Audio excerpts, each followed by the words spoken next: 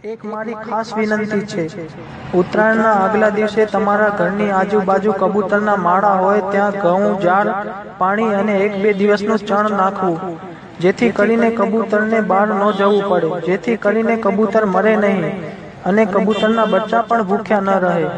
આટલું કરજો વાલા. ન કરો તો કાંઈ નહીં, પણ શેર જરૂર કરજો. તમારા ફોનમાં જેટલા પણ ગ્રુપ હોય તેમાં શેર અવશ્ય કરજો. મોટું પુણ્ય મળશે વાલા.